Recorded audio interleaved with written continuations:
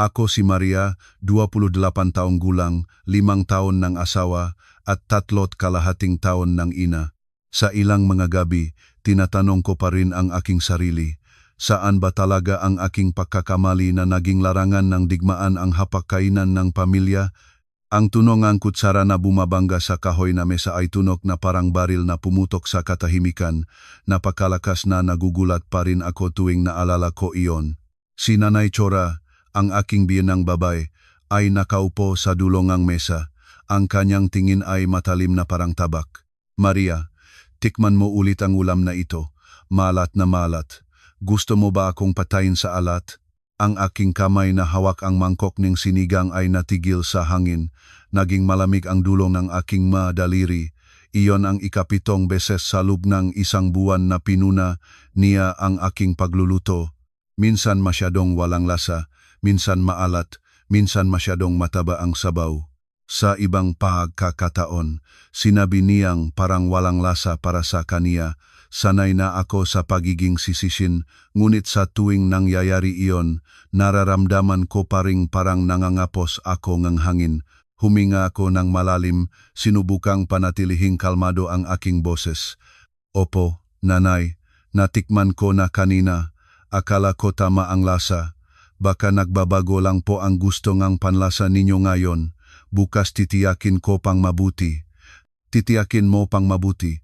Simula nang pumasok ka sa bahay na ito, ni minsan ay hindi ako nakaramdam ng kapayapaan, hindi makapakitang pera, hindi maayos ang pagluluto. Ang anak ay patuloy na inihahatid sa lolo at lola. Hindi ko maintindihan kung ano ang nakita ng anak ko sa iyo. Bawat salita ay parang tampal ng malamig na tubig sa aking mukha. Lumingon ako sa aking asawa, kay Miguel. Nakayukong kumakain siya, konti lang ang kunot ng kanyang kilay ngunit walang sinabi. Miguel, tawag ko ng marahan. Itinangal niya ang kanyang ulo, tumingin sa akin, pagkatapos ay tumingin sa kanyang ina at huminga ng malalim. Maria, matanda na si nanay, magparaya ka na lang muna, mag-usap tayo pagkatapos kumain. Muli ang pamilyar na katagang iyon magparaya, huwag sanang sagutin. 5 taon ng kasal at sa bawat may alitan, lagi siyang nasa gitna ngunit hindi kailanman tunay na kumakampi sa akin. Pakiramdam ko'y estranghero sa aking sariling tahanan. Ibinaba ko ang mangkok sinigang, wala na akong sinabi pa at pumasok na sa silid tulugan. Nang gabing iyon, pumasok siya sa kwarto na ang tinik ay punong pagod. Mali ang ginawa mo kanina. Matapang mang magsalita si nanay, para naman ito sa iyong ikabubuti. Bakit mo pa pinalaki ang suliranin? Tumingin ako sa kanya. Sa iyong mamata, sa tuwing may alitan kami ni nanay, lagi akong nakakamali, diba? Natural naman, siya ang aking ina. Ang 2 henerasyong nagsasabuhay sa isang bubong ay talagang may alitan. Magtiis ka na lang ng kaunti, anong masamang mangyayari? Paano naman ako, Miguel?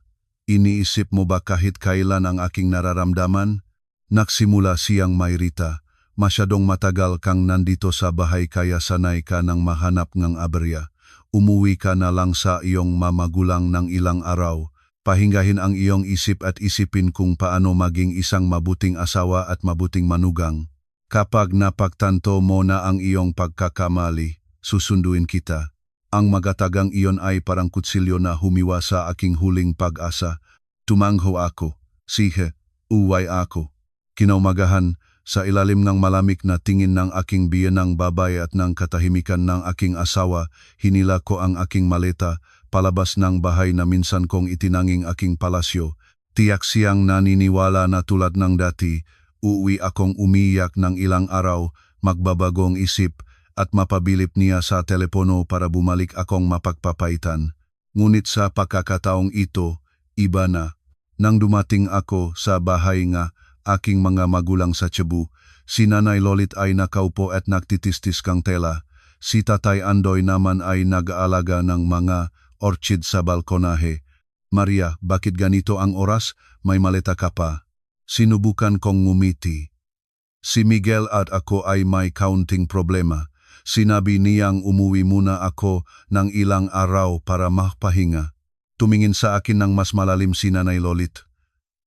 Punong ang pag-alala, ang kanyang tingin. Tungkol sa biyenan mo yun, di ba? Tumahimik ako, at ang katahimikang iyon ay sapat na para sa aking mga magulang na maunawaan ang lahat. Nang gabing iyon, ikinuwento ko ang lahat, ang hapagkainan na punong tensyon, ang mapuna sa pagluluto, at kung paanong sa tuwing gusto ko nang bumalik sa trabaho, naniwa aalaina, daan nila. Lagi itong tinatanggihan sa dahilang ang pamilya ay hindi nangangailangan ng pera, maliit pa ang bata, at ang pagiging nasa tahanan ay ang aking pinakamahalagang ambag. Umiyak si Nanay Lolit. Hindi para doon pinag-aral ng nanay mo ang anak ko para siya ay trampolinang pagtatapakan ng iba. Matagal na natahimik si Tatay Andoy bago nagtanong. Sa pagkakataong ito, umuwi ka ba para magpahinga lang o may ibang plano ka? Ang tanong na iyon ay nagpabago ngang takbo nga aking pag-iisip. Para saan ba talaga ako umuwi? Antayin ang kanyang tawag para malusaw ang puso ko at bumalik. Nang gabing iyon, binuksan ko ang aking telepono. Walang napalampas na tawag, walang mensaheng nagtatanong kung kumusta ako. Mayroon lang mensahe mula sa aking biyenan sa group chat ng pamilya. Ang iba talaga, konting saway lang, lumayas na agad. Mas tahimik na ang bahay ngayon. Hindi sumagot si Miguel. Binawalan ko ang notification ng group chat at ibinaba ang telepono. Sa unang pagkakataon, hindi ako nadismaya, naramdaman ko ang ginhawa. Sa mga sumunod na araw, hindi kailanman binanggit ng aking mga magulang ang pamilya ng aking asawa. Niluto nila ang aking mga paboritong pagkain, inalif ang aking anak para makapagpahinga at matulog ng mahimbing. Sa ika-4 na araw, nagayos ako ng aking lumang bookshelf at nahanap ang aking portfolio ng graphic design mula pa nung kolehiyo. Nunay nag-aral ako ng multimedia arts sa Cebu. Bago mag-asawa, nagtrabaho ako sa isang maliit na advertising agency sa lungsod. Hindi malaki ang sweldo, ngunit masaya ako. Pagkatapos magkaanak, nagbitif ako. 5 taon ang lumipas. Binuksan ko ang aking lumang laptop.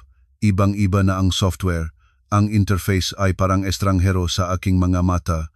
Nalito ako tulad ng isang taong nawalan ng direksyon. Sinalakay akong takot. Kaya ko pa bang gumawa ng kahit ano? Naglagay si Nanay Lolit ng pinggan ng prutas sa mesa. Kung hindi mo alam, matuto kang muli. Bata ka pa lang, 28 taon ka pa lamang. Nagsalita si Tatay Andoy mula sa pintuan. Nuwang 40 taon na si tatay mo, nag-aral pa rin siyang maging elektrisyan.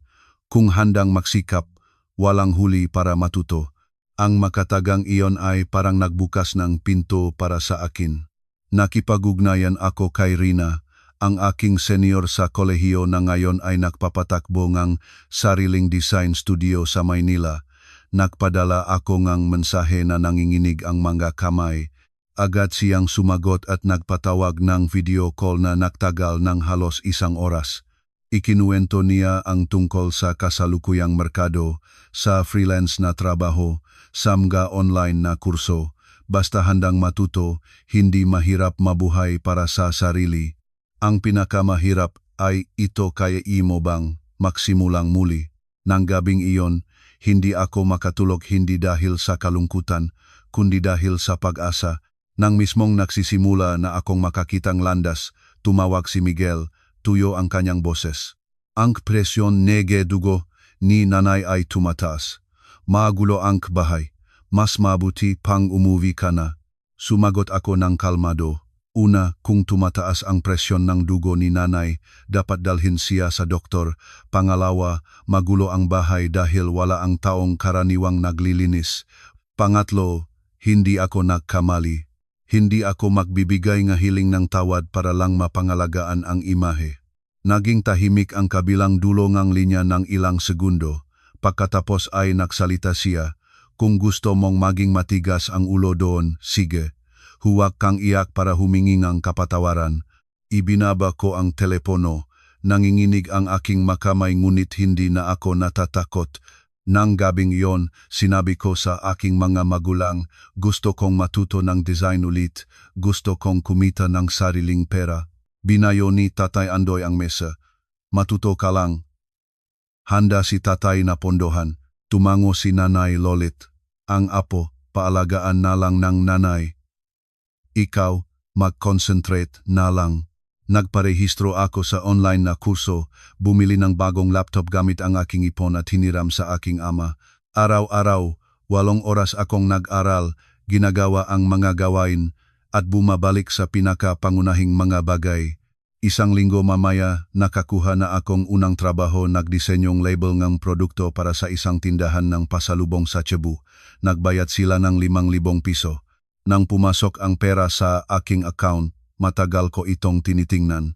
Hindi malaki ang halaga, ngunit ito ay pera na bunga ang aking sariling pawis. Umiyak ako, hindi dahil sa pera, kundi dahil napaktanto ko na ang aking halaga ay hindi kailanman nawala. Ilang linggo mamaya, sinabi ni Tatay Andoy, "Lilipat tayong bahay." Nagulat ako. Bakit? Hindi dahil sa takot sa tsismis, kundi dahil ang kapaligiran dito ay hindi magandang simbulan mo muli. Gusto ni Tatay na ikaw at ang apo ni Tatay ay magkaroon ng tahimik na lugar. Nagrent kami ng Chondo unit na may 2 kwarto sa Makati malapit sa isang magandang paaralan para sa aking anak, may 2 taon na kontrata. Hindi namin sinabihan ang pamilya ng aking asawa. Sa palagay ko, kung tunay siyang nagmamalasakit, hahanapin niya kami. Eksaktong 1 buwan pagkatapos na umalis ako, tumunog ang doorbell. Binuksan ni Tatay Andoy ang pinto. Sa labas ay nakatayo si Miguel, dala ang isang bag ng laruan para sa aming anak.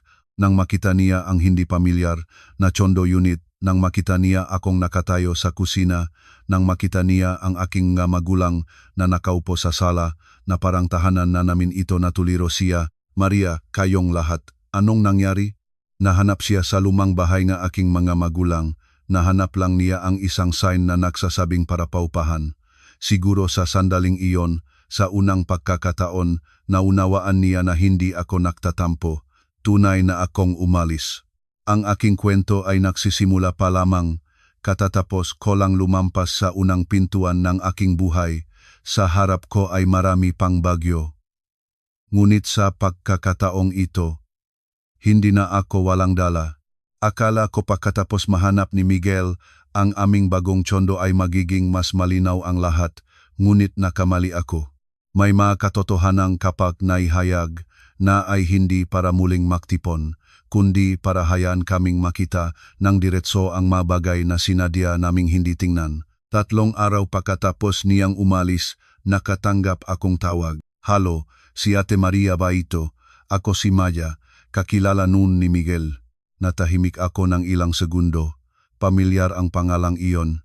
Narinig ko na ito mula sa bibig ng aking biyenan na may tono ng pagsisisi. Sana naging si Maya na lang ang nakasama ng anak ko. Masunurin ang batang iyon, maganda rin ang pamilya. "Gusto ko sanang makipagkita sa inyo, ate. May ilang bagay na dapat malaman ninyo." Pumayag ako, hindi dahil sa selos, hindi rin sa pag-usisa, kundi dahil gusto kong maunawaan, gusto kong malaman kung ang lahat ng tiniis ko sa loob ng 5 taon ay tunay na nagsimula sa akin. Nakita kami sa isang maliit na cafe malapit sa opisina ko. Nakarating na si Maya bago ako dumating. Suot niya ang puting blusa. Nakaunat ang kanyang buhok, kalmado ang kanyang tingin ngunit hindi malamig. "Naparito ako hindi para sirain ang pamilya ninyo, ate," sinimulan niya ang usapan. "Gusto ko lang na malaman ninyo ang katotohanan." Tumingin ako ng diretso sa kanya. "Magsalita ka." Ikinuvento ni Maya ang lahat. Nang magpakilala siya sa pamilya ni Miguel noong nag-ibigan pa sila, hindi na doon gustong kanyang biyenang babae si Maya dahil sa simpleng pamilya nito ang magulang niya ay manggagawa sa pabrika. Direkta itong sinabi ng biyenan ng harap niya, "Ang anak ko ay magiging manager balang araw. Ang asawa niya ay dapat tumutulong sa kanya. Ang pamilya mong ganito, anong maya ambag?" Si Miguel nun ay hindi man lang naktanggol, tumahimik lang. "Akala ko pagsubok lang ito," sabi ni Maya. Ngunit unti-unting napaktanto ko na hindi siya kailanman magiging matapang para ipagtanggol ang babaeng nasa tabi niya. Napagod ako, kaya ako ang nagbitiw sa relasyon. Nakikinig ako, hindi na masakit ang aking puso tulad ng inaakala ko. malinaw lang ang aking pakiramdam. Pagkatapos mag-asawa sa inyo, nagpadala siya ng mensahe sa akin, nagpatuloy si Maya, hindi para lumayo, nagrereklamo lang. Sinabi niyang masungit ang kanyang nanay, sinabi niyang madalas kayo mag-away, sinabi niyang siya ang pinaka nagdurusa sa gitnang lahat. Natawa ako ng kaunti. Lagi siyang ang pinaka nagdurusa. Tumingin sa akin si Maya, kaunting pagkakasala ang nasa kanyang tingin. Huwag kayong magkamaliang isipin, ate. Wala na akong nararamdamang anuman, gusto ko lang malaman ninyo. Ang problema ay hindi kayo. Si Miguel mula pa nung una ay hindi natuto kung paano maging isang tunay na asawa. Nagpasalamat ako kay Maya. Nang umalis ako sa cafe, hindi ako naramdamang wasak. Sa kabaliktaran, mas malinaw ang aking pakiramdam kaysa dati. Kung babalik ako ng walang pagbabago sa istruktura ng pamilya na iyon, habang buhay akong magiging tao na kailangang magparaya. Nang gabing iyon, nagpadala si Miguel ng mensahe. Bukas, isasama si anak sa pagliliwaliw. Sumagot ako, kung darating ka, mangyaring magpaalam muna para makapag-ayos ang tatay at nanay ng oras. Kinaumagahan, dumating siya, mas pagod ang kanyang mukha kaysa dati, inakay niya ang aming anak, at naging malambot ang kanyang tingin. Nagtatrabaho ka na ulit? Tanong niya. Oo, nagdidisenyo para sa kumpanya malapit dito. Tumango siya. Hindi ko inakala ang kaya mong gawin ito ng ganito kabilis. Tumingin ako sa kanya, kaya ko lagi. Pinili ko lang noon na manatili sa bahay. Natahimik siya. Nang mawala na ang aming anak kasama siya, lumabas si Nanay Lolit sa balkonahe at bumubulong sa akin. Anong plano mo? Sumasandal sa barandilya ng balkonahe. Tinitignan ko ang maingay na kalsada sa ibaba. Hindi pa ako nag-isip ng diborsyo. Ngunit hindi rin ako babalik tulad ng dati. Huminga ng malalim si Nanay Lolit, kaya ng nanay ang apo, asawa ka, hindi alipin. Ang mahalaga ay, pinahahalagahan ka ba? Nang gabing iyon, nakatid si Miguel ng aming anak. Umupo siya ng sandali. Maria, nag-isip na si Miguel. Alam kong hindi ko kayo pinagtatanggol ng tama ng lahat ng panahon. Hindi ako sumagot. Humingi ako ng tawad. Dalawang salita lang iyon na matagal ko nang hinihintay, ngunit nang marinig ko ito, hindi ako nag-emoto tulad ng inaasahan ko. Huminging tawad para sa ano? Tanong ko. Natuliro siya, dahil iniiwan kitang mag-isa sa lahat ng problema. Iyon lang ba? Tumingin siya sa akin, nalilito. Si Miguel ay mag-usap sa nanay para hindi na siya maging masyadong mahigpit. Umiling ako, hindi ko kailangan iyon. Hindi ko kailangan na hindi siya masyadong mahigpit. Kailangan ko ang matatag kang tao. Hindi ako makabubuhay sa bahay kung saan lahat ng desisyon ay dumadaan sa iyong ina. Kumubot ang kanyang no. Iyon ang bahay ko. Ngunit ito ang ating pamilya. Sagot ko. Tumagal ang pag-usap ng mahigit 1 oras. Sa unang pagkakataon, hindi ako umiyak, hindi ko itinaas ang aking boses. Ipinaliwanag ko ang bawat bagay na gusto ko, manatiling nagtatrabaho. Ang anak ay papag-aralin ko sa malapit sa aming tinitirhan. Kung babalik tayo ng magsama, ang pera at gawaing bahay ay kailangang mahati ng maayos, at ang pinakamahalaga siya ang kausap ang kanyang ina. Hindi ako. Nakinig siya, ngunit alam ko na nagbabaka sakali siya sa kanyang puso. 1 linggo mamaya, biglang tumawag si Nanay Chora. Maria, bakante ka ba? Kain tayo sa linggo rito sa bahay. Gusto ni Nanay na makausap ka. Kakaibang tunog niyang boses, wala na ang dating alab. Nag-isip ako ng matagal bago tumugon. Nang linggo, nagbihis ako ng simple at nagmaneho ng mag-isa papunta sa lumang tahanan. Kapareho pa rin lahat, ang aking nararamdaman lang ang nagbago. Nakaupo na si Nanay Cora sa sala, nakatayo si Miguel sa kanyang tabi, umupo ako tuwid ang aking likod. Maria, narinig ko kay Budi na nagtatrabaho ka na ulit. Opo, Nanay. Mabuti. Ang babae na may sariling trabaho, hindi nagiging maraming pag-iisip. Kaunting tuksong naroroon pa rin sa katagang iyon, ngunit hindi na ako nagpadala. Hindi gusto ni nanay na masira ang pamilyang ito, nagpatuloy siya. Ngunit kung babalik ka, dapat maintindihan mo na ito ang bahay ni nanay, kaya dapat malaman ng manugang ang wastong paggalang. Tumingin ako ng diretso sa kanya. Alam ni Maria ang paggalang, nanay. Ngunit si Maria ay kailangan din na igalang. Naging mabigat ang hangin sa silid. Nagsalita si Miguel. Nanay, kung babalik si Maria, kukuha kami ng part-time na katulong. Hindi maaring mag-asikaso si Maria ng lahat ng gawaing bahay habang nagtatrabaho siya. Nagulat si Nanay Chora. Mag-aanyayang ang ibang tao sa bahay. Sayang ang pera. Pabayaan ang pera sa amin, nanay, sabi ni Miguel. Tuwid ang kanyang boses ngunit hindi marahas. Tumingin ako sa aking asawa. Sa unang pagkakataon, nakita ko siyang nakatayo ng tuwid sa harap ng kanyang ina. Ang pag-usap ng araw na iyon ay hindi naging maayos, ngunit hindi rin sumabog. Hindi pumayag ng buo-buo si Nanay Chora, ngunit hindi rin siya tumutol ng katulad ng dati. Marahil napagtanto niya na hindi na ako ang manungang maaari lamang manahimik. Nang umalis kami, isinabay sa akin ni Miguel hanggang sa pintuan. Maria, bigyan mo kami ng kaunting oras pa. Tumingin ako sa bahay sa likod niya, ang lugar kung saan marami akong luha. Hindi ako maghihintay magpakailanman, ngunit binibigyan kita na pagkakataon. Sa pabalik na biyahe, mas magaan ang aking puso. Hindi dahil naayos na ang lahat, kundi dahil sa unang pagkakataon, hindi na ako takot na harapin ang katotohanan. Ang aming kasal ay nasa gitnang desisyon. Sa isang panig ay ang pagbabalik na may pagbabago. Sa kabilang panig ay ang pagliko sa ibang direksyon.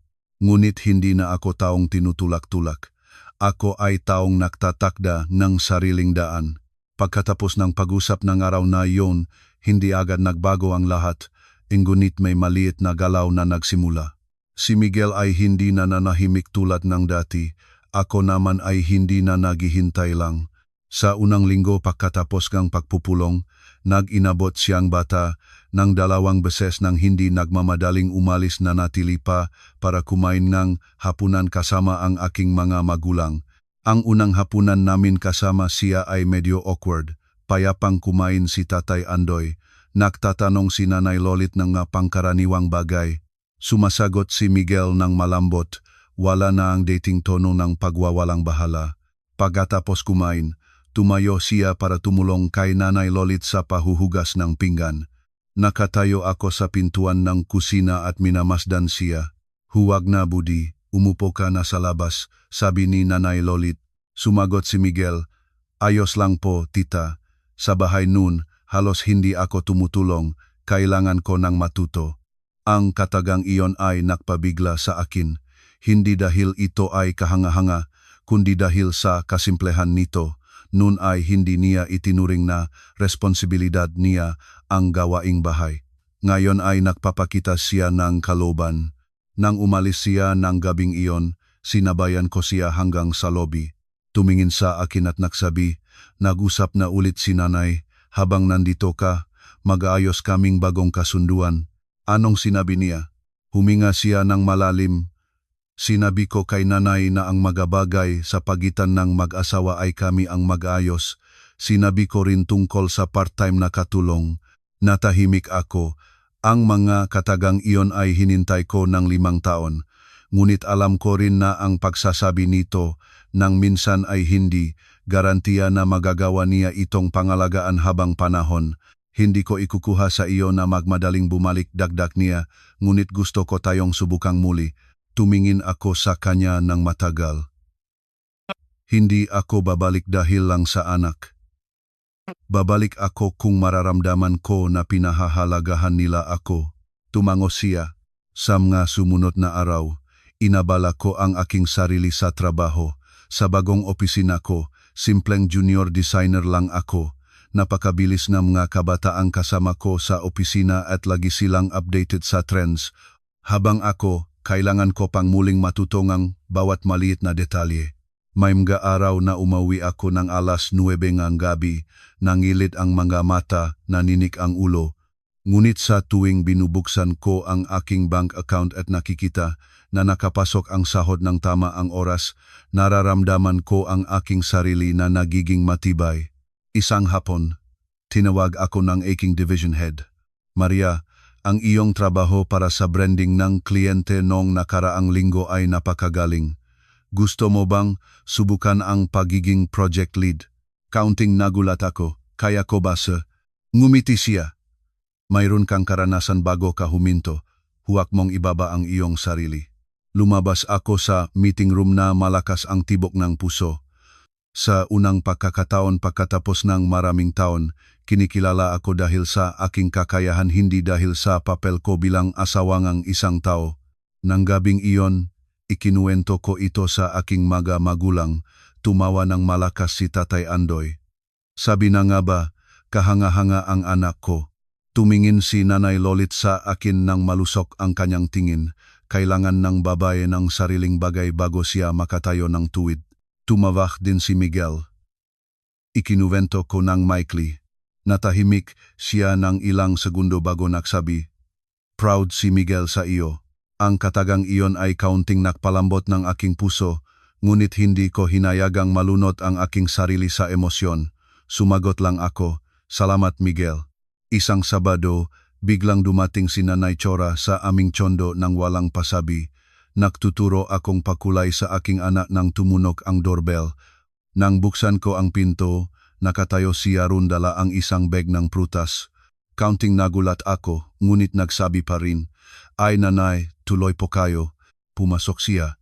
Inikot namga mata niya ang malinis at maayos na tsondo. Hindi siya nagsalita agad. Ibinaba lang ang bag sa mesa. "Nagtatrabaho ka na pala," sabi niya. "Opo, nanay. Malapit lang ang opisina." Umupo siya sa sofa. Tumakbo ang aking anak at niyakap ang kanyang lola. Hinaplos niya ang ulo ang apo. Naging malambot ang kanyang mukha. Alam ni nanay na marami kang tiniis ng nakaraang buwan, mahinahon niyang sinabi. Nagagalit din si nanay, ngunit hindi gusto ni nanay na masira ang pamilyang ito. Umupo ako sa harap niya. Tuwid ang aking likod.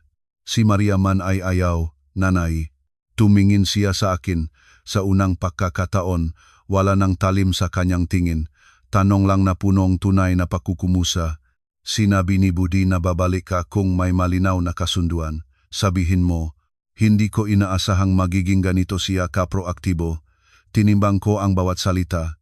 Kung babalik si Maria, magtatrabaho pa rin si Maria. Mahahati ang gawaing bahay. Ang madesisyon tungkol sa anak at trabaho ay nasa sa amin ngang mag-asawa. Maaring magbigay ng payo ang nanay, ngunit ang huling desisyon ay sa amin. Nanahimik siya ng matagal. "Sige," sabi niya sa wakas. Hindi masaya ang kanyang boses ngunit hindi rin maasim. Alam ko na ang sige na iyon ay hindi nangangahulugang lahat ay nasa ayos na, ngunit ito ay pintong nabuksan. Nang umalis siya, sinabayan ko siya hanggang sa lobby. Humarap siya sa akin. "Maria, huwag mong isiping kinakasusuklaman ka ni nanay. Takot lang si nanay na mawalan ng kontrol sa bahay." Nagulat ako sa katagang iyon. Nagsalita ako ng marahan. Hindi gustong kunin ni Maria ang kontrol ni nanay. Gusto lang ni Maria ang sariling espasyo. Hindi na siya nagsalita pa, tumango lang. Nang gabing iyon, umupo ako ng mag-isa sa balkonahe. Malamig ang hangin ng gabi. Maririnig ang kalayuan ng magsasakyan. Naalala ko ang mga unang araw ng pagiging manugang. Lagi akong nagsisikap na mapalugod ang aking biyenan mula sa paraan ng pagluluto, paraan ng pagsasalita, hanggang sa araw-araw na gawain. Akala ko kung magiging mabuti ako, magiging maayos ang lahat. Ngunit nakalimutan ko ang isang bagay. Kung hindi ko poprotektahan ang aking sariling hangganan, walang ibang gagawa niyon para sa akin. Nag-vibrate ang telepono, mensahe mula kay Miguel, "Pumunta si nanay sa inyo ha?" "Oh." Sinabi niyang susubukan niya. Si nanay din, masaya si Miguel. Tinitigan ko ang mensahe ng matagal. Hindi ko kailangan ng perpektong tao. Kailangan kong konsistenteng tao ang aking sagot. Agad siyang tumawag. "Maria, naiintindihan na ni Miguel. Sa pagkakataong ito, hindi gusto ni Miguel na mawala ka. Narinig ko ang kanyang boses sa kabilang dulo, hindi na kapit-patit tulad ng dati. Takot kang mawalan ng pamilya o takot kang mawalan ng imahe? Tanong ko. Ilang segundo siyang nanahimik. Takot akong mawalan mo. Ipinulong ko ang aking mamata. Kung gayon, patunayan mo. Nakasundo kami na subukan ang paghihiwalay na pamumuhay ng pansamantala. Magrerehistro siyang tsondo malapit sa aking opisina. Ang makatapusan ng linggo, maaring bumisita si Nanay Cora. Kung lahat ay maayos, pag-isipan namin ang susunod na hakbang. Hindi madaling desisyon ito, ngunit sa unang pagkakataon, nararamdaman ko na sumusulong, ako hindi nila hinihila. Ang aming pagbabago ay dumating kasabay ng bagong hamon. 2 linggo pagkatapos ng pag-usap na iyon, tunay na nagren ng maliit na tsondo si Miguel nga 10 minutong lakad mula sa aking opisina. Hindi maluwag, hindi maluho, ngunit malinis, maliwanag, at higit sa lahat, wala sa hangganan ng kontrol ng kanyang ina. Nang araw na dinala niya ako para tingnan ang bagong lugar, nakatayo ako sa gitna ng walang laman na sala, tumingin sa bintanang nakaharap sa kanluran. Ang sinag na hapon ay bumabagsak sa sahig ng tiles. Mainit at maganda, isang liwanag na matagal ko nang pinagmimitian. Ano sa palagay mo, tanong niya? Sapat para tirhan, sagot ko. Tumingin siya sa akin na parang naghihintay ngang mas maraming sasabihin, ngunit hindi ko ito binanggit. Ayaw ko pang mangako ng maaga. Nakasundo kami na subukan ang paghihiwalay ng 3 buwan. Ang anak ay mananatili sa akin. Lilipat siya muna sa kondo, ayusin ang lahat, pagkatapos ay susunduin kami tuwing katapusan ng linggo. Ang unang katapusan ng linggo, pumasok ako sa bagong tsondo niya nang may halo-halong pakiramdam pagkamangha at pag-ingat. Mayos na niya itong inorganisa, puno na ang refrigerator. Ang kwarto anak ay biniyan ng malambot na alpombra at malit na bookshelf. Ikaw mismo ang pumiling lahat nito? Tanong ko. Oo. Nagtanong ako sa mga tindero kung alin ang angkop para sa bata. Tumango ako, hindi pumuri, hindi pumuna, ngunit may counting kibot sa aking puso. Ang unang gabi ron, kumain kaming 3. Walang komento mula sa biye ng babae, walang tinitiyak na tingin kami lang 3. Tuwang-tuwa at masalita ang aming anak. Habang kami ni Miguel ay medyo awkward pa rin. Nang matulog na ang anak, umupo siya sa tabi ko. Maria, alam kong hindi ka paganap na nagtitiwala, ngunit magsisikap si Miguel. Tumingin ako ng diretso sa kanya. Hindi ko kailangan ng maraming salita. Kailangan ko ang tinutupad na sinasabi. Tumango siya. Ang unang linggo ay medyo maayos. Umuwi siyang tama ang oras, tumulong sa pagpaligo ng anak, at paminsan-minsang naglutong simpleng agahan. Isang araw, umuwi ako ng huli dahil sa isang agarang proyekto. Sinalubong na niya ang anak at tumawag sa akin. Tapusin mo muna ang trabaho, ligtas dito sa bahay. Ang katagang iyon ay nagpigil sa akin ng sandali sa koridor ng opisina. Noon, sa tuwing nagmumungkahi akong mag-overtime, lagi niyang tanong, ang bahay, sino ang mag-aasikaso? Ngayon, siya na ang nag-aasikaso. Ngunit ang tunay na pagbabaho ay hindi lang mula sa kanya, kundi mula rin sa akin. Nagsimula akong bitawan ang hawi ng pagkontrol sa lahat. Noon, dahil sa takot na mapuna, lagi kong ginagawang perpekto ang lahat. Ngayon, hinahayaan ko na ang sarili kong mapagot. Hinahayaan ko siyang gumawa ng bagay sa kanyang sariling paraan kahit hindi pa masyadong magaling. Isang gabi, nahugas siyang pinggan at may natirang sabon. Nakita ko ito, ngunit hindi ako nakomento. Sinabi ko sa sarili ko, ang mahalaga ay gusto niyang gawin ito. Ngunit ang hamon ay hindi galing sa amin. Isang hapon, tumawag si Nanay Cora. Maria, katapusan ng linggo, dito kayo kumain ha? Opo, Nanay. Ngunit nakatira na kami sa bagong lugar ngayon. Pumunta kayo dito sa bahay ni Nanay. Indefinite pa kayong nahihiwalay? Pinigilan ko ang aking tinik na manatiling kalmado. 3 buwan muna ang subukan namin. Nanay, pagkatapos magpapasya na kami ulit. Nanahimik siya ng ilang segundo. Matanda na si nanay.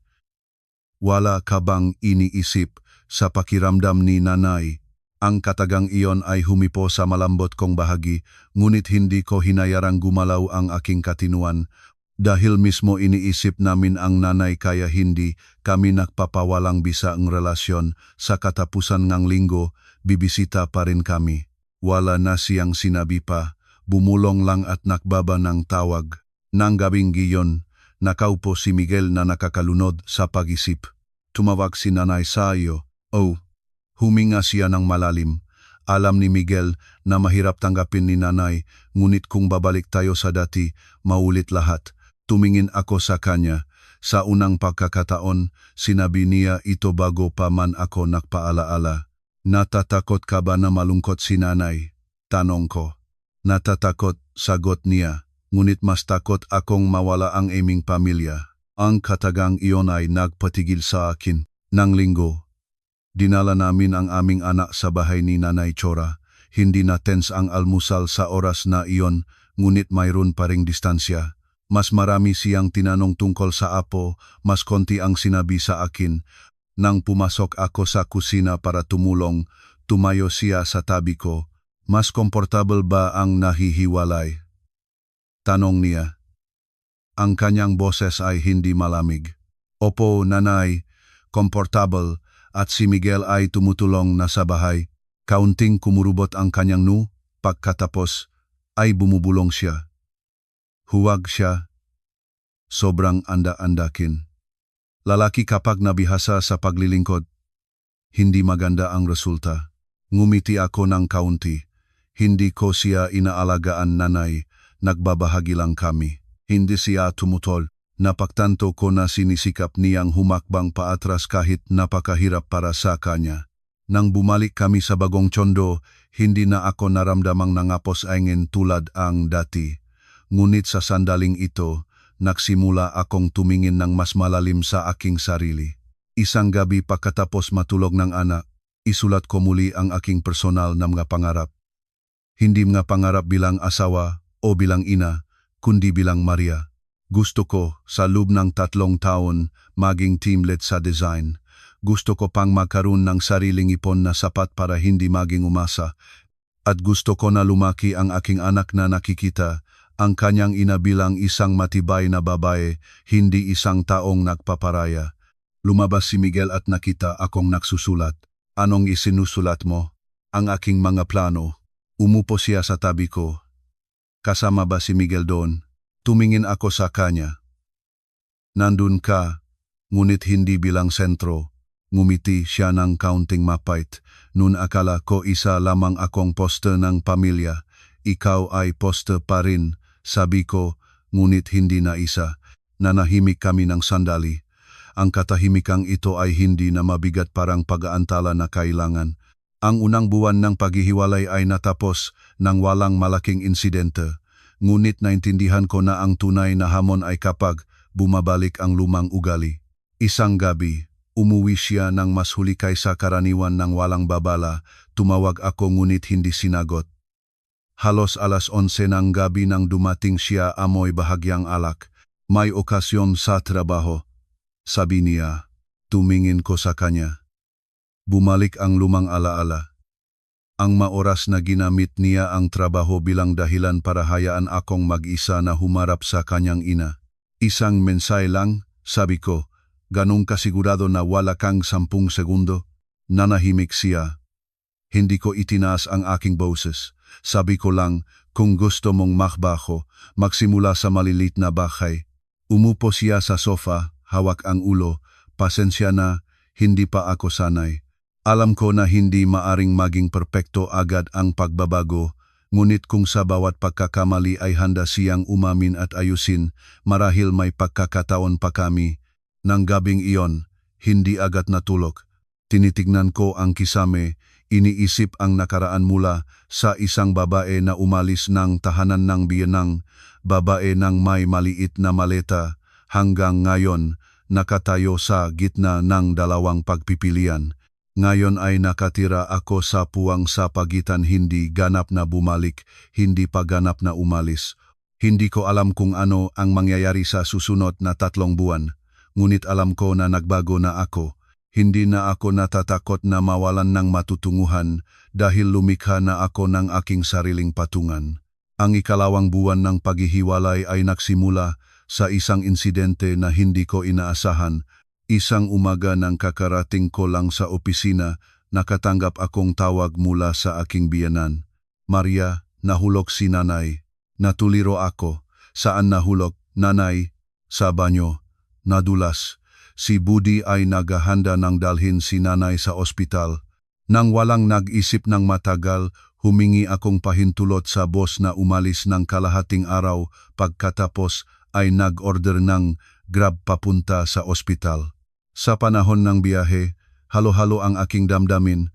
Kahit maraming alitan sa amin ng aking biyenang babae, siya pa rin ang ina ng aking asawa at lola ng aking anak. Nang dumating ako, nakaupo si Miguel sa labas ng emergency room. Tense ang kanyang mukha. Anong sabing doktor? Nangasira ang pulso ng konti. Kailangang i-cast, hindi mapanganib. Huminga ako ng malalim. Nang palabas na si Nanay Chora sa wheelchair, nakabalot ng gips ang kanyang kanang kamay, maputla ang kanyang mukha ngunit nagpapakita pa rin ng tibay. Nakita niya ako, kaunting nagulat ang kanyang tingin. Naparito ka rin. Opo, nanay, hindi na ako nagdagdag, pasumama na lang sa pag-aayos neke papeles para sa maikling pagpapanatili sa ospital ayon sa rekomendasyon neke doktor. Nang si Miguel ay kailangang bumalik para sa mga mahalagang usapin sa trabaho, ako na ang natira sa kwartong pasyente kasama siya. Amoy antiseptiko ang ospital, nakahiga siya sa kama, nakatingin sa bintana. Nagpapabigat si nanay sa iyo. Mahinahon niyang sinabi. Walang anumang problema, nanay. Sandaling nanahimik siya bago magtanong, ang paghihiwalay, mas magaan ba para sa iyo? Ang tanong na iyon ay hindi na tunok na nagtatanong, mas parang tunay na nagtataka. Opo, nanay. Mas magaan, masusing sagot ko. Dahan-dahang tumango siya. Si Budi mula pagkabata ay lagi na siyang sumunod sa mga sinasabi ni nanay. Nasanay na rin si nanay sa lahat ng pagpapasya para sa kanya. Hindi na pagtanto ni nanay na ikaw ay nagiging lubhang hindi comfortable. Tumingin ako sa kanya.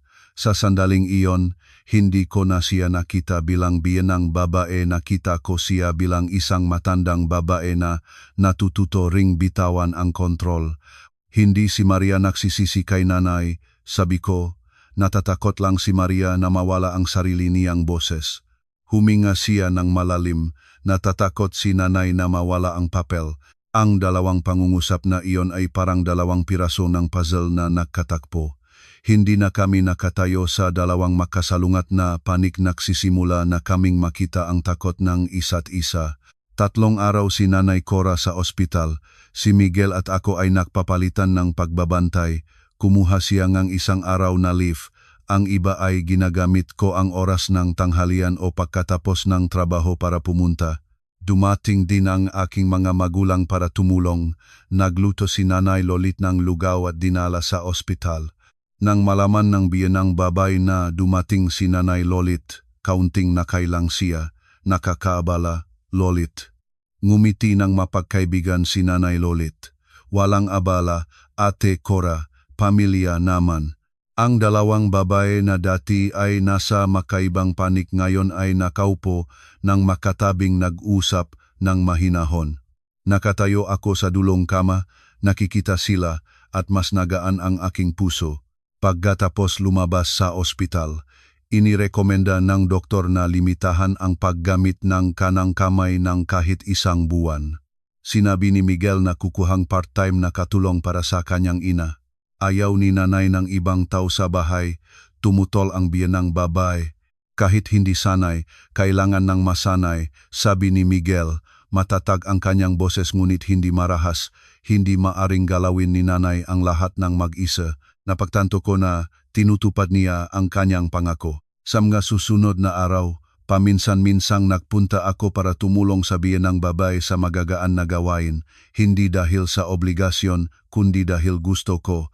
Isang hapon habang pinupunasan ko ang mesa, tumingin siya sa akin at nagsabi, Maria, kung sa palagay mo mas maganda ang paghihiwalay, ituloy lang ninyo, huwag kang pilitin ni nanay. Natigil ako. Seryoso si nanay? O, ayaw ni nanay na dahil sa nanay ay masira ang inyong relasyon. Hindi agad ako sumagot. Sabi ko lang ng marahan, salamat nanay. Nang habing iyon, ikinuwento ko ito kay Michael. Umupo siyang tahimik ng sandali. Hindi inaasahan ni Miguel na ganito ang sasabihin ni nanay. Ang mataw ay mas malinaw na nakakakita kapag mahina sila, sabi ko. Inakbayan niya ang aking kamay. Maria, maraming kulang si Miguel, unit gusto niyang panatilihin ang pamilyang ito. Tumingin ako sa kanyang kamay. Ang parehong kamay na noon ay nagpabigo sa akin, ngayon ay nagsisikap. Ang pamilya ay hindi lang tungkol sa pagpapanatili, marahan kong sinabi, kundi sa pagtitino ng magkasama. Ang 3 buwang pagsubok ay malapit ng matapos. Lahat ay hindi pa perpekto, ngunit wala na ang hapagkainang punong tensyon. Masaya ang aming anak, mayos ang aking trabaho. Ang proyektong aming pinangunahan ay pinuringan kliyente at iminungkahi ang boss ang dagdag na allowance. Isang gabi habang 3 kaming kumakain, biglang nagtanong ang anak namin, Mama, mananatili ba tayo dito? Tumingin ako sa aking anak pagkatapos ay tumingin kay Miguel. Siya ang sumagot para sa akin, kung gusto ng mama, mananatili tayo dito. Tumango ang anak namin at nagpatuloy sa pagkain. Ang simpleng katagang iyon ay nagpaintindi sa akin. Ang desisyon ngang matatanda ay direktang nakakaapekto sa bata. At ang kailangan ng bata ay hindi isang malaking bahay, kundi isang ligtas na kapaligiran. Sa katapusan na 2 buwan, umupo kami para sa seryosong usapan. Maria, ano sa palagay mo tungkol sa pangmatagalang paghihiwalay? Tanong niya. Sa palagay ko ito ay magandang pagpipilian. Sagot ko, paano si nanay? Kakausapin ko siya ng maayos. Alam ko na hindi ito magiging madali, ngunit alam ko rin na masaya na ngayon kaysa sa lalaking dati ay nagpapausad sa akin pabalik sa tahanan ng kanyang ina. Nang gabing iyon, humiga ako sa tabi niya. Wala na ang pakiramdam ngang distansya tulad ng dati, ngunit hindi ko rin hinayagang malunod sa pansamantalang kapayapaan. Naunawaan ko ang isang bagay. Ang kasal ay hindi tungkol sa pagbabalik sa dati, kundi sa pagtatayo muli sa bagong pundasyon. At ako, mula sa babaeng umalis ng may maliit na maleta, ngayon ay nagpipili ng sariling tirahan. Ang 3 buwan ng pagsubok ay nagsimula sa isang bihirang gabi, isang tahimik na gabi. Nakaupo ako sa sofa, tinitignan ang huling disenyo bago ipadala sa kliyente, habang tinitiklop ni Miguel ang damit ng aming anak. Ang larawang iyon kung nangyari noong 1 taon, baka isipin ko ito ay panaginip. Ngunit sa ganitong tahimik na sandali, natutunan ko na tumingin ng mas malalim sa katotohanan. Hindi na ako naniniwala na sa pamamagitan lang ng paglipat ng bahay ay mawawala ang lahat ng alitan. Ang paghihiwalay ay nakatulong sa amin na mabawasan ang direktang friction sa biyan ng babae, ngunit hindi ito automatikong nagpabago ng lumang ugali sa isa't isa. Isang gabi, nakatanggap akong email bagong kontrata, malaking proyekto, 3 buwang tagal. Miguel, binigyan akong pangunahing proyekto. Kung matagumpay ito, maaring may promosyon. Itinangal niya ang kanyang ulo at ngumiti. Kahanga-hanga. Magiging napakaabala mo, oh? Maring kailangan ko pang maktrabaho hanggang gabi. Nanahimik siya ng sandali bago nagtanong. Ang anak? Ang tanong na iyon ay walang akusasyon, ngunit nararamdaman ko ang pag-alala sa likod nito. Maghahati tayong trabaho, sagot ko. Hindi ko, maaring tanggihan ang pagkakataong ito. Tumango siya, ngunit alam ko na sa loob niya ay hindi pa siya ganap na comfortable. Sa mga susunod na araw, naging masiksik ang aking schedule. 2 o 3 beses sa isang linggo na umuwi akong huli. Isang araw, dumating ako halos alas 10 ng gabi. Hindi nagrereklamo si Miguel. Inihanda pa niya ang aking hapunan, ngunit nararamdaman ko ang kanyang pagod. Isang gabi pagkatapos matulog ng anak, Nagsalita siya. Maria, hindi tumutuliksa si Miguel sa pagtatrabaho mo, ngunit nagsisimula na siyang mahirapan. Ibinaba ko ang mangkok ko. Nahihirapan bakit? Noon nandun ka sa bahay, si Miguel ay nakatuon lang sa pakitang pera, ngayon nagbago na ang lahat. Kailangan ni Miguel na isayos muli ang lahat, hindi pa si Miguel sanay. Matagal akong tumingin sa kanya. Gusto mo bang bumalik sa dati? Agad siyang umiling. Hindi Miguel. Natatakot lang na hindi niya magagawa ng maayos. Ang katagang iyon ay nagpalambot ng aking puso. Lahat tayo ay natututo.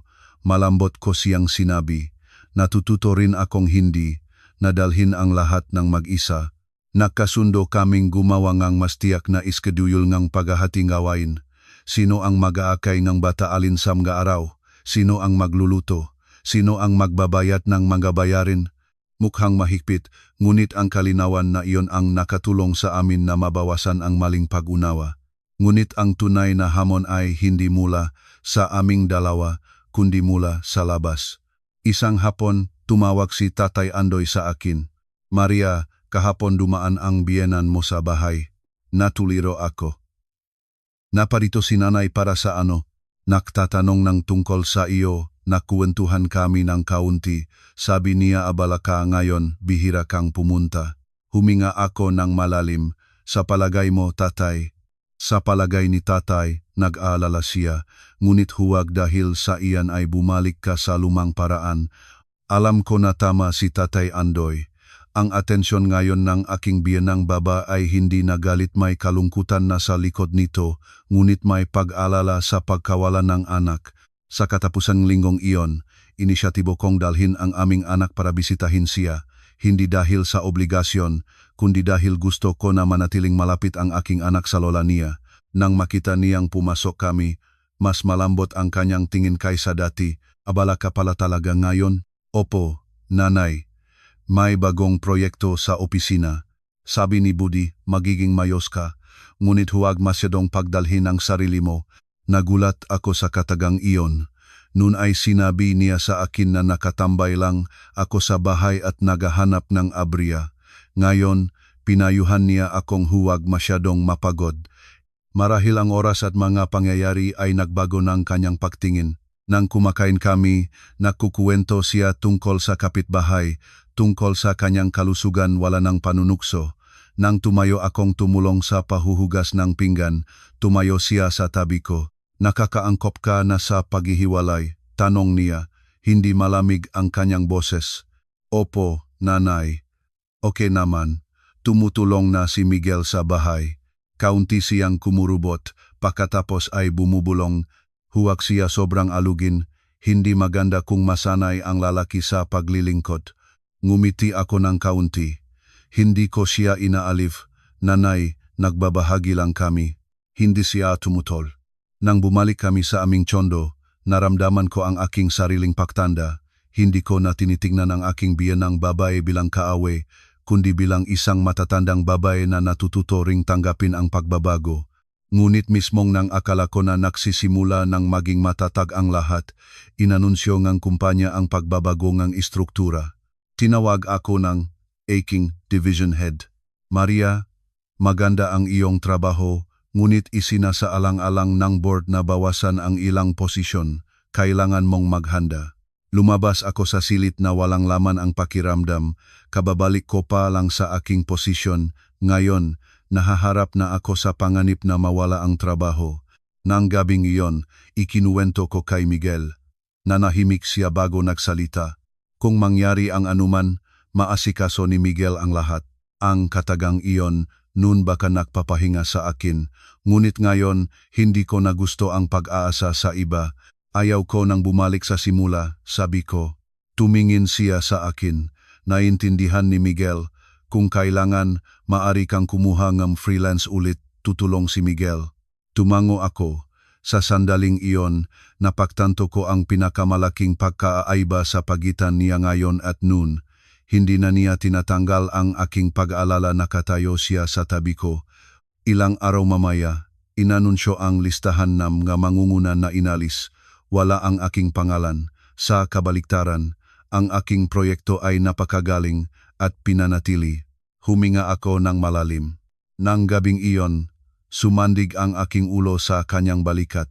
Takot na talaga ako kanina. Si Miguel rin, sagot niya. Napagtanto ko na ang kasal ay hindi tungkol sa paglalakbay na walang bagyo, kundi kapag dumating ang bagyo, hindi nagbibitaw ng kamay ang dalawa. Ang 3 buwang pagsubok ay malapit ng matapos. Umupo kaming makaharap.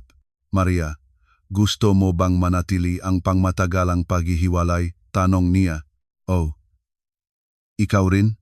Tumango siya. Hindi na namin kailangan ng magagandang pangako, isang malinaw na desisyon lang. Hindi ko alam ang mangyayari sa kinabukasan. Ngunit alam ko na hindi na ako ang babaeng umalis ng may kirot sa puso. Ako ang babaeng nakakaalam kung ano ang nararapat sa kanya. At sa pagkakataong ito, kung kailangan pang lumakad muli, lalakad ako ng tuwid ang likod. Ang 3 buwang pagsubok ay nagtapos hindi sa isang malaking pulong ng pamilya, kundi sa isang napaka-ordinaryong gabi. Naktutuyong damit ako sa balkona, nahuhukas na pinggan si Michel sa kusina, at ang aming anak ay nakaupo sa saik at nakatatayo na leho. Ang lahat ay napaka-natural hanggang sa napagtanto ko na ang ganitong ordinaryong katahimikan ay dati ay luho para sa akin. Lumabas siya sa balkonahe at tumayo sa tabi ko. Maria. Nakausap na ni Miguel si nanay. Magtatira na tayong hiwalay ng pangmatagalan. Lumingon ako sa kanya. Liwanag ng ilaw ng kalsada ang sumasalamin sa kanyang mukha. Wala na ang pag-aalinlangan tulad ng simula. Anong sinabi niya? Tanong ko. Sa simula ay hindi siya masaya, ngunit sa huli ay nagsabi siya, basta mayos lang kayo. Natahimik ako ng ilang segundo. Alam ko na para masabi niya ang katagang iyon, maraming pressure ang kinaharap niya. Salamat, Miguel, sabi ko. Umiling siya ng marahan, hindi para sa iyo, para sa ating pamilya. Ngunit may bagong hamon na dumating sa di inaasahang paraan. Isang hapon sa opisina, nakatanggap akong tawag, si Maya. Ate Marie, pasensya na sa pagtawag ko ngayon. Gusto ko lang ipaalam na may posibilidad na may ilipat na trabaho si Kuya Miguel. Natuliro ako. Ilipat ng trabaho? Ang kumpanya ko ay may kasosyo na nagbubukas ngang bagong sangay sa Davao. Inirekomenda nila si Miguel para sa posisyon ngang area manager. Narinig ko ang balita kaya naisipan ko na ipaalam sa inyo. Nagpasalamat ako kay Maya at binaba ang tawag. Malamig ang aking makamay. Ang paglipat ng trabaho ay nangangahulugang ganap na pagbabago ng buhay na katatag-tatagal namin. Nang habing iyon nang dumating si Michel, direkta akong naktanong, may alok ba sa iyo na pumunta sa Davao? Tumingin siya sa akin, kitang gulat siya. Nalaman mo na. Oh, ano ang plano mo? Umupo siya at huminga ng malalim. Bago pa lang silang nakipag-usap, mas mataas ang sweldo, mas magandang posisyon, ngunit kailangan pang lumipat ng hindi bababa sa 3 taon. Ano ang iniisip mo? Tumingin siya sa akin. Nagpapakita nga alinlangan ang kanyang nga mata. Iniisip ni Miguel ang karera, ngunit iniisip din ang inyo. Katatak-tatagal pa lang natin dito. Nararamdaman ko ang pagbaba kasakali sa loob niya. Ang lalaking noon ay namumuhay sa aninong kanyang ina, ngayon ay nakatayo sa harap nga pagkakataon na patunayan ang kanyang sarili. Gusto mo bang pumunta? Tanong ko. Nanahimik siya ng matagal. Gusto ni Miguel na subukan, ngunit natatakot si Miguel na kailangang mag-alay ka. Ngumiti ako ng kaunti. Kung may pagbabago, magpapasya tayong magkasama. Nag-usap kami hanggang hating gabi. Kung lilipat, maaring mag-apply akong work from home o maganap ng bagong trabaho. Kailangang lumipat ng paaralan ang anak. Ang aming mga magulang ay kapwa nakatira sa Cebu at Maynila. Tumawag ako sa aking ina. Nanay, kung lumipat si Maria sa Davao, anong masasabi mo? Nanahimik ang aking ina ng sandali bago nagsabi, kahit saan ka pumunta, basta kayo ng mag-asawa ay matibay, iyon ang mahalaga. Kami ni tatay dito ay mayos naman. Tumawak din ako, sabi ng babae. Nanay, Inaalok ng kumpanya ni Miguel na maglipat sa Davao. Nanahimik siya ng matagal sa kabilang dulong linya, malayo iyon.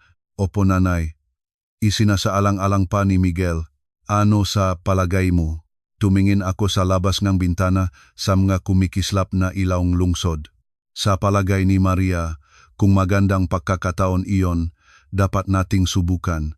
Marahan siyang naksalita, matanda na si nanay, hindi makakasabay sa inyo, ngunit hindi ni nanay pigilan, basta huwag lang ninyong kalimutan si nanay. Nang marinig ko ang katagang iyon, lumambot ang aking puso. Ang babaeng dati ay takot na mawalan ng kontrol sa anak, ngayon ay natatakot sa distansya. Pagkatapos ng maraming araw ng pag-isip, muling umupo kaming magkasama. Maria, tatanggapin ni Miguel ang alok, sabi niya. Tumingin ako sa kanya, pumayag ako, hinawakan niya ang aking kamay. Sigurado ka ba? Natuto na akong hindi matakot sa pagbabago.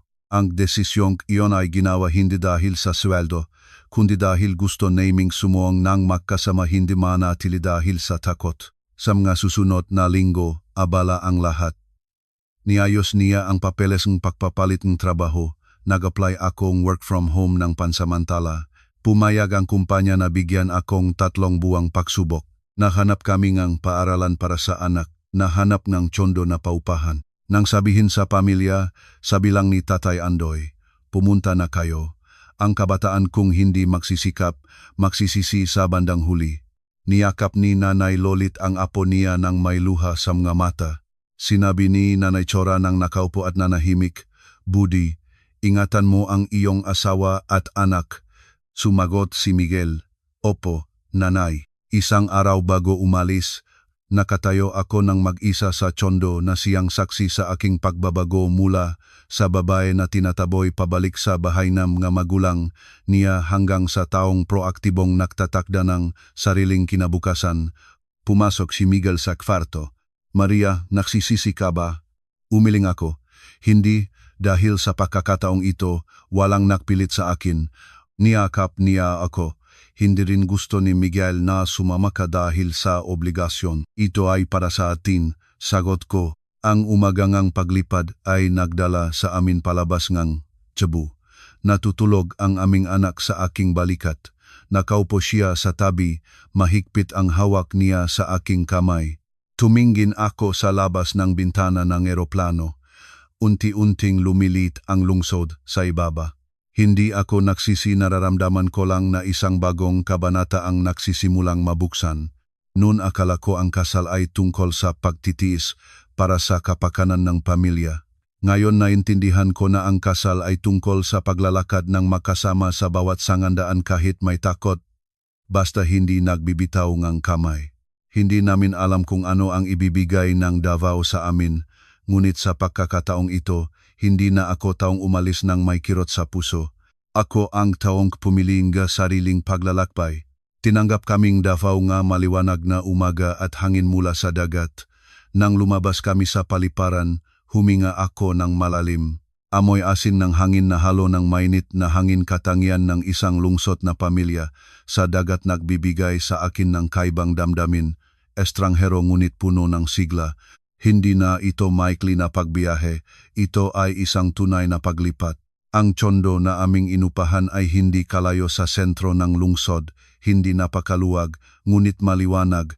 Ang balkonahe nito ay nakaharap sa isang tulay na sa gabi ay puno ng mga ilaw na kumikislap. Tumakbo ang aming anak sa paligid ng sala habang tumatawa. Mama, maganda ang bagong bahay. Ngumiti ako, ngunit sa loob ko ay may kaunting pag-alala pa.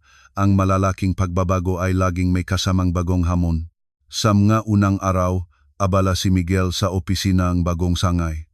Umuwi siya ng mas huli kaysa karaniwan, kailangan niyang magtatag ng bagong team at harapin ang magkakasamang suliranin.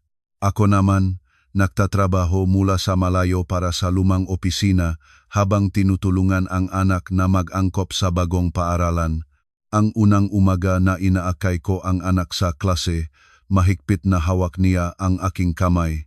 Mama, natatakot ako. Yumuko ako at tinitigan ang kanyang mata. Ang mama ay natatakot din nun, ngunit kapag hindi mo subukan, hindi mo malalaman kung ano ang kaya mong gawin. Tumango siya at dahan-dahan na pumasok sa klase ng may pag-alangan. Nakatayo ako sa labas ng pintuan ng matagal, kaunting nasakit ang aking puso. Nang tanghali iyon nang sunduin ko siya, sinabing ang guro, tahimik ang bata ngunit masunurin, huminga ako ng malalim. Sa bahay, inayos ko ang aking sulok sa trabaho. Ang laptop ay inilagay ko malapit sa bintanang nagpapakita ng piraso ng asul na langit. 3 buwan ang ibinigay ng kumpanya sa akin para sa remote work. Pagkatapos, kailangan kong desisyon permanenteng lumipat o humanap ng iba. Isang gabi habang inaayos ko ang isang disenyo, lumabas si Miguel sa balkonahe. Maria, okay ka lang ba? Okay naman, medyo pagod lang. Sumasandal siya sa barandilya, tumingin sa trapiko sa ibaba. Alam ni Miguel na marami kang pinagpaliban. Lumingon ako sa kanya. Hindi ko ito pinagpaliban. Pinili ko ito. Nanahimik siya. Alam ko na nagdadala siyang pagkakasala, ngunit ang tunay na hamon ay hindi lang mula sa trabaho.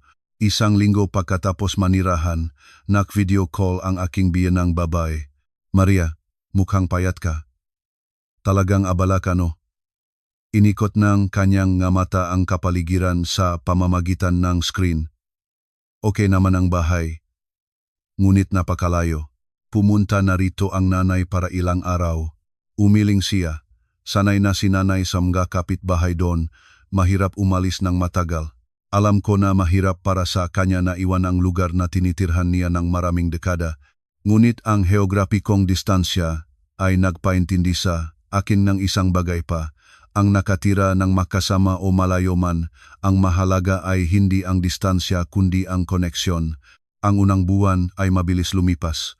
Paunti-unti na itinatatag ang trabaho ni Miguel. Mas nagiging tiwala siya sa kanyang papel bilang manager. Isang araw, umuwi siya at nagkuwento. Ngayon, kailangang resolbahin ni Miguel ang malaking alitan sa loob ng team. Noon, baka umiwas siya. Ngayon, kailangan niyang harapin. Ngumiti ako, lumalaki ka na. Natawa siya, marahil dahil sa iyo. Hindi ako sumagot. Alam ko na ang bawat isa ay kailangang lumakad ng sariling paa. Sa katapusan ng ikalawang buwan, ibinahagi ng lumang opisina ko na hindi nila mapapanatili ang remote work ng matagal. Kailangan kong desisyon sa loob ang 2 linggo. Nang gabing iyon, nakaupo ako ng tahimik sa harap ng screen. Mabigat ang aking pakiramdam. Kababago ko lang ng aking posisyon sa Maynila. Ngayon, nahaharap na naman ako sa panganib ng bagong simula. Tumingin si Miguel sa akin. Maaring mahanap kang kumpanya dito. Hindi madali ang pahanap ngunit naniniwala si Miguel sa iyo. Huminga ako ng malalim. Natatakot akong magsimula muli-mula sa wala. Lumapit siya at umupo sa tabi ko. Nagsimula ka ng muli at nagtagumpay ka, ngayon mas hindi ka nawalang dala. Ang katagang iyon ay nagpaalaala sa akin araw na inihila ko ang aking maleta pabalik sa bahay ng aking mga magulang. Kumpara sa panahon na iyon, ngayon ay hindi na ako walang dala. Nagpadala ako ng portfolio sa ilang design companies sa Davao. Isang linggo mamaya, nakakuha ako ng panayam sa trabaho. Ang panayam ay nagaganap sa isang maliit na opisina malapit sa baybayin. Ang direktor ay isang babae na humigit kumulang 40 taong gulang. Matalim ngunit magiliw ang kanyang tingin. Huminto ka sa trabaho ng 5 taon para alagaan ang anak. Tanong niya. Opo, ma'am, at bumalik ka. Bakit? Ayaw ko na lumaki ang aking anak at makita ang kanyang ina na nagpaparaya lang ng walang tigil. Ilang segundo siyang tumingin sa akin bago tumango. Kailangan namin ng responsableng tao. Maaari kang magsimula ng 2 buwang pagsubok. Lumabas ako mula sa opisina na parang nagaan, ang puso katulad na hangin mula sa dagat. Agad akong tumawag kay Miguel. Sa kabilang dulo, malakas siyang natawa. Alam na ni Miguel na kaya mo. Nang gabing iyon, naglakad-lakad kami sa tabing dagat. Tumakbo ang aming anak sa harapan namin, nakatayo sa buhangin, hinawakan niya ang aking kamay. Maria, hindi akala ni Miguel na iwan natin ang tsebu. Ako rin, Ngunit kung hindi tayo lumayo, baka hanggang ngayon ay nananatili pa tayo sa parehong sitwasyon. Nakatayo kaming dalawa roon, nakikinig sa regular na pagampas ang alon, hindi ko alam kung gaano pa karaming hamon ang nahihintay sa hinaharap, ngunit alam ko na hindi na ako natatakot. Noon akala ko na ang kaligayahan ay tungkol sa pagtanggap, ngayon naiintindihan ko na ang kaligayahan ay tungkol sa pagiging tunay sa sarili at may taong nasa tabi mo. Ang 2 buwang pagsubok sa bagong kumpanya ay lumipas ng mas mabilis kaysa inaasahan ko. Ang kapaligiran dito ay iba sa Cebu. Mas mabagal ang ritmong buhay, ngunit hindi bumaba ang pressure sa trabaho. Kailangan kong patunayan na naririto ako dahil sa aking kakayahan, hindi dahil sumunod lang sa asawa. Sa mga unang araw, lagi akong nakakarating ng kalahating oras na mas maaga. Tinitignan ko ang bawat detalye ng disenyo bago ipadala sa kliyente. Alam ko na hindi na ako kasinbatang namga kasamahan ko, ngunit mayroon akong isang bagay na wala pa sila ang karanasan, isang taong nawalan at muli pang nakahanap ng sarili. Isang hapon, tinawag akong direktor sa kanyang opisina. Maria, ang iyong proyekto para sa hotel sa Dalampasigan noong nakaraang linggo ay napakagaling. Napaka-positibo ng feedback ng kliyente. Gusto mo bang lumagda ng permanenteng kontrata? Hindi agad ako sumagot. Naalala ko ang Cebu, ang maliit na tsondo kung saan nagsimulang muli mula sa wala. Naalala ko ang gabi kung saan tahimik na umiyak dahil pakiramdam ko ay wala akong halaga. Pagkatapos ay tumingin ako sa kanya. Gusto ko po, ma'am. Nang gabing iyon nang ipakita ko ang sulat ng kontrata kay Miguel, ngumiti siya. Congratulations. Umupo ako sa tabi niya. Ayaw ko lang maging anino mo. Alam ko, sagot niya, at ipinagmamalaki ko na hindi ka na nakatayo sa likod. Nakaupo kaming dalawa ng makatabi sa aming maliit na tsondo. Hangin mula sa dagat ay humihip ng malamig. Nagtutula ang aming anak sa kanyang kwarto. Biglang naisip ko ang mga salitang nagagalit o nagbibigay sisi ay nawala na sa aming pag-uusap, pinalitan ngang mga plano. Ngunit hindi naging maayos ang buhay palagi. Isang gabi habang naghahanda ng hapunan, tumunog ang telepono ni Miguel. Tinanggap niya ito at nagbago ang kanyang mukha. Nanay, nasa ospital na naman. Natuliro ako. Bakit? Ang kanyang presyon ng dugo ay biglang tumaas. Mas malalang gayon. Tinitigan ko si Miguel. Hindi siya naghintay ng matagal. Makbook na tayong tiket ngayon. Iniwanan namin ang aming anak sa bahayng isa sa aking mabuting kaibigan sa Davao. Kinaumagahan, nasa ospital na kami sa Maynila. Nakahiga si Nanay Cora sa intensive care. Mas maputla ang kanyang mukha kaysa dati. Sinabing doktor na kontrolado na ang kondisyon niya, ngunit kailangan ng mahigpit na pagmamasid. Umupo si Miguel sa tabing ng kama, hawak ang kamay ng kanyang ina. Nanay, nandito si Budi. Binuksan niya ang mata, tumingin kay Miguel, pagkatapos ay sa akin, naparito ka rin, Maria. Opo, nanay, ang mga araw sa ospital ay dahan-dahang lumipas. Nakpalitan kami ni Miguel ng pagbabantay. Dumating din ang aking magulang para tumulong. Nang malaman na si Nanay Lolit ang nagdadala ng lugaw, medyo nailang si Nanay Cora. Nakakabala, Lolit. Walang abala, Ate Cora. Kapwa tayo nagmamahal sa ating pamilya. Ang 2 babaeng dati ay nasa makaibang panik, ngayon ay nasa isang kwarto. Nag-usap ng mahinahon. Nakatayo ako sa dulo ng kama at tumingin sa kanila, mas nagaan ang aking puso. Isang gabi nang lumabas si Miguel para bumiling gamot, tinawag niya ako ni Nanay Cora. Maria. Opo. Nanay, matanda na si Nanay. Kapag may nangyari sa nanay, huwag hayaang mag-isa si Budi. Na lumuon ang aking lalamunan. Ano pong sinasabing, nanay? Alam ni nanay na marami na siyang pagkakamali. Ngunit payapa si nanay dahil nandun ka sa kanyang tabi. Hinawakan ko ang kanyang kamay. Siguradong gagaling si nanay at makakapunta sa Davao para bisitahin ang apo. Ngumiti siya ng mahina, parehong tigas ng ulo. Umiling ako. Hindi na ako tigas ulo, nanay. Ayaw ko lang may wala ang sarili ko. Matagal siyang tumingin sa akin, pagkatapos ay dahan-dahang tumango. Pagkatapos ang halos 2 linggo, unti-unting gumaling ang kondisyon niya. Inirekomenda ang doktor na may kasama siya ng regular. Nakipag-usap si Miguel sa akin. Paano kung imbitahan natin si nanay na tumira sa Davao? Nag-isip ako. Gusto ba niya? Tumingin siya sa direksyon nega kwarto nega pasyente. Tanungin ko, nang imungkahi niya ito, nanahimik ng matagal si Nanay Chora, napakalayo, budi, segan. Ayaw ni Miguel na mag-isa si nanay dito, sabi ni Miguel. Nakpatuloy ako, subukan ni nanay na manirahang kaunting panahon. Kung hindi masaya, pag-isipan natin muli. Tumingin siya sa amin. Hindi na matalim ang kanyang mata tulad ng mga nakaraang taon. Hindi ba nakakaabala sa inyo? Ngumiti ako.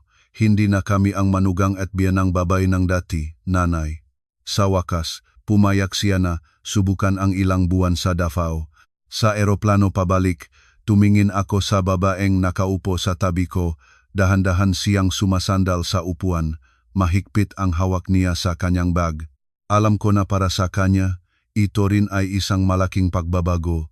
Hindi ko alam kung paano magiging buhay ang lahat ng makakasama, ngunit hindi na ako natatakot sa konfrontasyon dahil naintindihan ko na ang pamilya ay hindi tungkol sa kung sino ang manalo o matalo, kundi tungkol sa pag-alam kung kailan kailangang magparaya sa tamang oras. Ang araw na sumama si Nanay Cora sa amin sa Davao, nakatayo ako sa lobing ng paliparan at pinagmasdan siyang dahan-dahang lumalakad sa likod ni Miguel. Ang maliit niyang maleta ay gumagawa ng ingay sa sahig. Kapareho ngang maleta na aking hinila palabas ng kanyang bahay noong maraming taon na ang nakararaan. Pagkakaiba ngayon ay makasamang lumalakad kami. Ang aming tsondo ay naramdamang kaunting mas makitid, ngunit kakatwa ang simoing pagiging payapa. Inayos ko ang aking lugar sa trabaho, binigyan ng mas maliit na kwarto ang biyanang babae. Maria, magtrabaho ka na lang sa kwarto na iyong, maaari si nanay na matulog sa sofa. Ayos lang, nonoy. Tumingin siya sa akin, may bahagyang pagkakasala sa kanyang mamata. Sa mga unang araw, nag-ingat ang lahat sa isa't isa. Nagtatrabaho pa rin ako. Abala si Miguel sa opisina. Si Nanay Chora ay nasa bahay nagbabantay sa apo o nagluluto ng simpleng pagkain. Walang komento na maalat o walang lasa. Walang mga tinitiyak na tingin. Marahil lahat tayo ay napagtanto na sa katandaan ang kalusugan ang pinakamahalaga. Isang umaga habang nagbibihis para sa trabaho, tinawag niya ako. Maria, kumain ka na ba? Opo, nanay. Nagluto si Nanay NG arroz caldo. Magdala KNG baon. Natuliro ako. Ang larawang ng hapagkainang nagpapabigat sa akin ay biglang lumabas sa aking isip. Ngayon, ang taong dati ay pumupuna sa aking pagluluto ay nagpapaabot ng pagkain sa akin. Salamat nanay. Ang katagang iyon ay lumabas ng magaan, wala ng kahikpan. Ang buhay namin sa isang bubong sa pagkakataong ito ay lubhang naiba. Marahil dahil nagbago na ako, hindi na ako nagsisikap na palugurin siya sa lahat ng paraan. Ginagawa ko ang aking bahagi, iginagalang siya, ngunit hindi nawawala ang aking sariling boses. Isang gabi habang nagtatrabaho si Miguel sa opisina, kami ni Nanay Chora ay nanonood ng telebisyon ng magkasama. Natulog na ang aming anak. Miss si Nanay ang Maynila. Tanong ko, Miss, pero nandito ang apo, masaya rin. Tumango ako. Akala ni Nanay dati, hindi ka na muling makikipag-usap ng normal sa nanay. Tumingin ako sa kanya. Ako rin ay nag-isip ganun. Natawa siya ng kaunti. Iba na talaga ang mga babae ngayon. Iba dahil ayaw naming ulitin ang parehong pagkakamali. Nanahimik siya sandali bago nagsalita. Nung manugang ako, mas mahirap ang buhay ko sa iyo. Akala ko ang pagtitiis ang isang paraan para mapangalagaan ang pamilya. Naging malambot ang aking puso nang marinig ito. Nag-isip din akong ganon, nanay. Ngunit pinili kong hindi magtiis dahil ayaw kong lumaki ang aking anak na may isang inang mahina. Matagal siyang tumingin sa akin. Ang tingin na iyon ay hindi na matalim, may pangunawa na lamang. Sa mga susunod na araw, naging mas abala si Miguel dahil sa bagong kontrata. mas madalas na ring nag-overtime. Isang araw na halos alas 9 ng gabi nang umuwi ako, nakita ko si Nanay Cora na pinakakain na ang aming anak at naghihintay sa aming pagbabalik. Pagod ka? Di ba? Tanong niya ng kaunti. Konti lang, Nanay. Huwag masyadong pagdalhin ang katawan mo. Ang katagang iyon kung narinig ko ito ilang taon na ang nakalipas, baka isipin ko ito ay patuya. Ngayon alam ko na ito ay tapat na payo. Ngunit hindi laging mayos ang buhay ng makakasama. Isang hapon ng kakauwi ko lang, tinawag niya ako sa kanyang kwarto. Maria, nais ni Nanay na makipag-usap. Umupo ako sa gilid ng kama. Opo, Nanay. Si Budi ngayon ay may sariling negosyo. Kung hindi umabot, mas mabuti kayang bumalik sa dati niyang trabaho. Tumingin ako sa kanya, desisyon na niya iyon, Nanay. Ngunit kung mabigo paano? Kung mabigo, subukang muli, huminga siya ng malalim. Natatakot si Nanay para sa kanya. Natatakot din ako, Nanay. Ngunit ayaw ko siyang mabuhay na may pagsisaysing hindi niya sinubukan. Nanahimik siya. Nagtitiwala ka ba sa kanya? Nagtitiwala tayo sa isa-isa. Ang sagot na iyon ay nagpatigiw sa silid ng ilang segundo. Alam ko na sanay pa rin siya sa pagprotekta sa anak niya.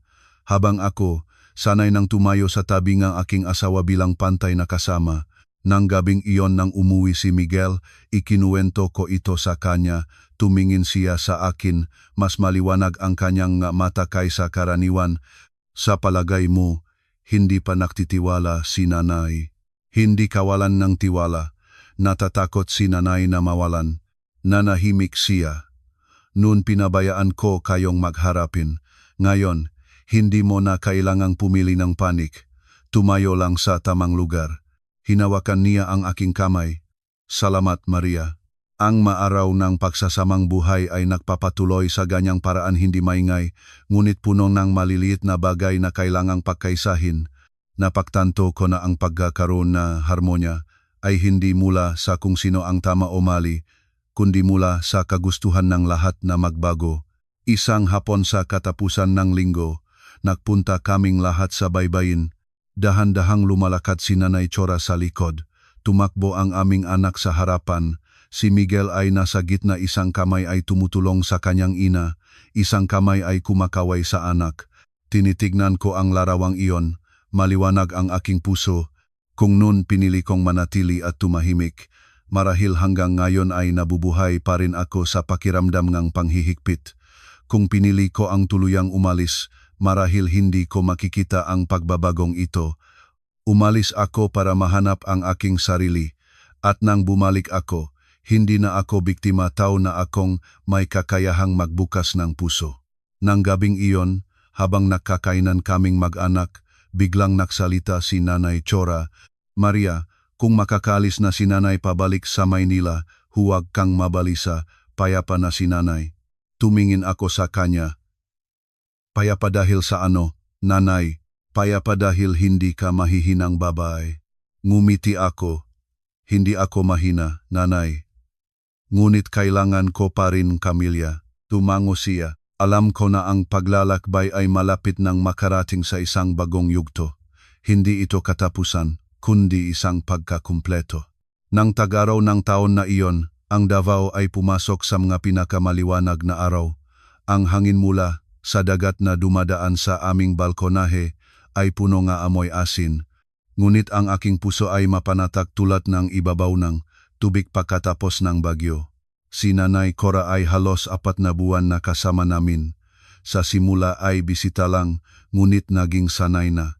Nangungulila pa rin siya sa Maynila, nangungulila sa mga dating kapitbahay, ngunit sa bawat umaga na nakikita niyang tumakbo, ang apo para yakapin siya, alam ko na hindi na siya nararamdamang nag-iisa. Unti-unting nagiging matatag ang negosyo ni Miguel. Mayroon na siyang 2 bagong empleyado. Paminsan-minsan ay tinutulungan ko siyang magdisenyo ng profile ng kanyang kumpanya. Habang natututo siyang pamahalaan ang daloy ng pera, makontrata at mga panganib, may magabi na gising pa kami hanggang huli, hindi para mag-away, kundi para talakayin at magkuwenta ng magkasama. Isang hapon nang kakauwi ko lang mula sa trabaho, tinawag niya ako ni Nanay Chora sa kanyang kwarto. Maria, gustong umuwi ni Nanay sa Maynila. Counting nagulat ako. Permanente na, Nanay? Oo. Nakita na ni Nanay na maayos na kayo ni Budi. Payapa na si Nanay. Umupo ako sa tabi niya. Ayaw na bang manatiling Nanay kasama namin? Ngumiti siya. Hindi kailangang nakatira sa isang bubong para maging malapit. Si Nanay ay nandito sa dati, baka maging pabigat pa. Naintindihan ko na nagsasalita siya ng tapat kahit mas nakakaintindihan na kami. Ang kanyang presensya ay hindi namamalayan ay lumilikha pa rin kaunting kaguluhan. Kapag umalis si Nanay, bibisitahin pa rin namin siya. Sapat na iyon. Nang gabing iyon, kumain kaming lahat. Ang simoy ay hindi na katulad ng noong una. Natawa ako, abala lang, Nanay. Tumingin si Miguel sa akin nang mainit ang tingin. Pagkatapos kumain, nang matulog na ang anak, nakaupo kami sa balkonahe. Maria, tawag niya ng mahinahon. Nagsisi ka ba sa araw na umalis ka sa bahay ni Nanay? Tumingin ako sa malayo sa dagat. Kung hindi ka umalis, sa tingin mo, magbabaho ka ba? Nanahimik siya ng matagal. Hindi alam, ni Miguel. Ako rin hindi alam, sagot ko. Ngunit alam ko na kung nanatili akong tahimik, mawawala ang sarili ko. Hinawakan niya ang aking kamay. Salamat dahil hindi ka pumiling manahimik. Lumingon ako sa kanya. Salamat dahil hindi mo ako pinabayaang tuluyang lumayo. Hindi na namin binabanggit ang mga masakit na salitang nakaraan. Hindi dahil nakalimutan, kundi dahil natuto na kaming tumingin sa likod ng walang samang loob. Nang araw ng paghatid sa biyenan sa paliparan, mahigpit na niyakap ngang aming anak siya. Lola, huwag mong iwanan. Hinaplos niya ang buhok ng apo. Uwi lang si Lola. Punta kayo sa bahay ni Lola pag wala kayong pasok. Si Lola. Nakatayo ako sa tabi niya. Maliwanag ang aking puso.